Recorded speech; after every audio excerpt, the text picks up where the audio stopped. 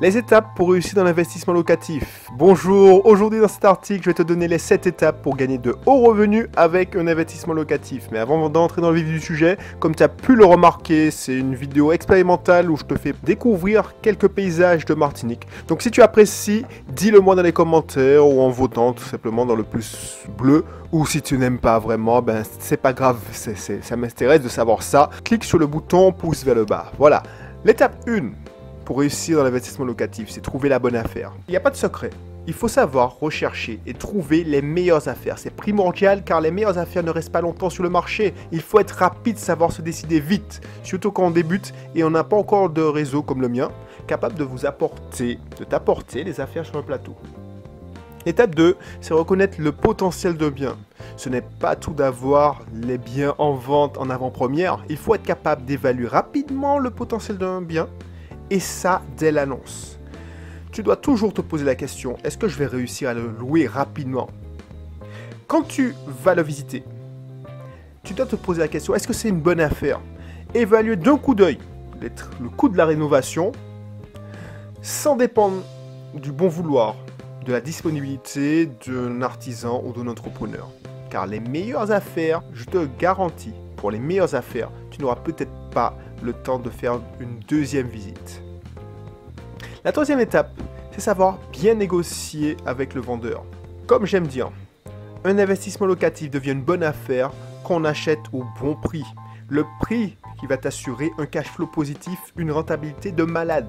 C'est pour cela que tu dois développer des talents de négociateur hors pair. Surtout quand on négocie, si tu négocies un bien immobilier, on ne peut pas négocier un bien immobilier comme un véhicule d'occasion.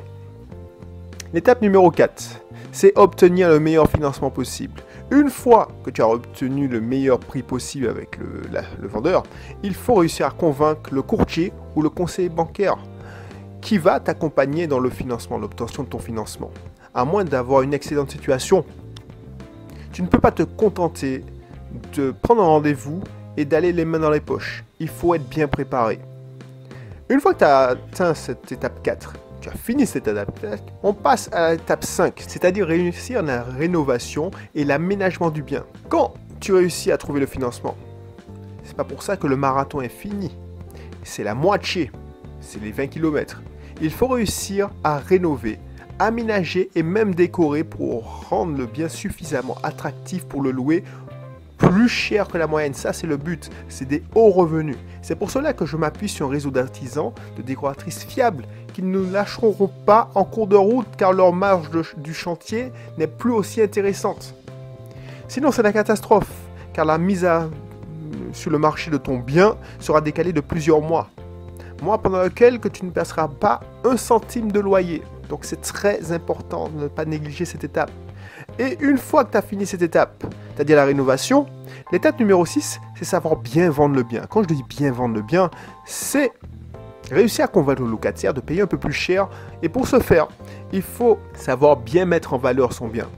Le mettre en valeur d'abord dans l'annonce. Tu ne fais pas comme 90% des gens, tu fais une annonce qui attire. Ensuite, tu le mets en valeur lors des visites. On ne fait pas visiter n'importe comment.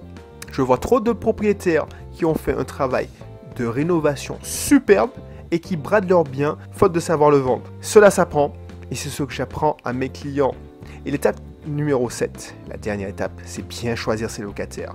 Donc je pense que tu n'en es loin, mais il faut savoir que même quand tu as passé avec brio les 6 étapes, il faut savoir quand même passer avec brio la 7e étape, c'est-à-dire bien choisir ses locataires. Une fois qu'on a passé toutes ces étapes, voilà, tu ne vas pas ruiner tes efforts en choisissant la mauvaise personne. Sinon, tout ce que tu auras fait aura servi à rien. J'ai inventé ainsi une méthode que je partage volontiers avec mes clients qui permet de se baser, en plus des revenus, sur d'autres critères qui font toute la différence. Donc, t'inquiète pas, ces étapes sont très importantes, mais n'aie pas peur, ça s'acquiert et ça s'acquiert rapidement quand on est bien accompagné, quand on est bien formé. Tu vois, ces étapes sont importantes et si tu les rates, malheureusement, tu vas te priver de revenus conséquents. Tu auras trimé, dépensé beaucoup d'énergie, tu auras pris des risques financiers pour finir avec des problèmes d'argent, alors que ce n'était pas le but, c'était tout l'inverse.